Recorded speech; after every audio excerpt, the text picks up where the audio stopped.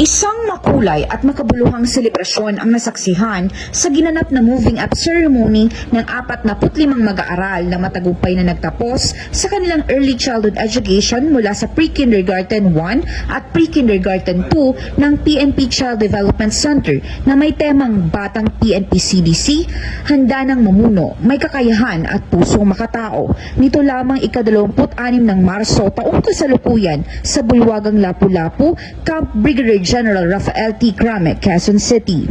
Ang nasabing programa ay inorganisa ng mga PNP CDC teachers at mga tauhan ng Child Development Service Provider na pinangunahan ni Police Captain Romel T. Sumalinog, CDSP Supervisor sa ilalim ng pangangasiwa ni Police Colonel Luis E. Gisik, Chief CAD.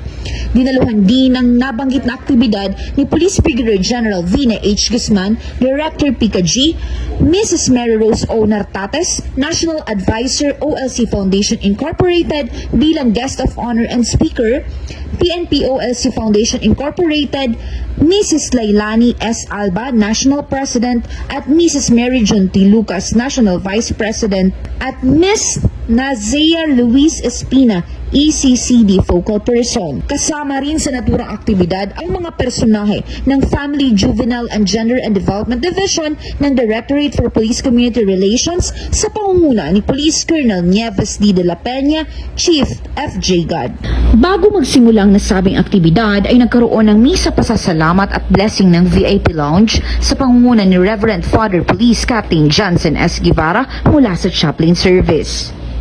Nagparating naman ng mensahe ng inspirasyon at motibasyon si Police Brigadier General Vina H. Guzman. And today is a very, very special day because you, our little ones, are moving up. That means you are growing smarter, kinder, and stronger every day. So always remember, our dear learners, keep smiling, keep helping your friends, and always, always listen to your teachers and parents. One day, you can become anything you want. Napuno ng saya at ngiti ang mga mag-aaral nang namahagi ng regalo ang OLC Foundation Incorporated bilang pagkilala sa kanilang 1 taong sipag at dedikasyon sa pag-aaral. Sa kabilang dako ay nagpahatid din ng pasasalamat ang mga mag-aaral sa kanilang mga magulang at miyembro ng OLC Foundation Incorporated sa pamamagitan ng pagbibigay ng mga rosas. Ang matagumpay na pagsasagawa ng naturang programa ay patunay ng matibay na ugnayan ng pabansang pulisya, lokal na pamahalaan at iba pang katuwang na ahensya sa pagsulong ng dekalidad na edukasyon para sa kabataan.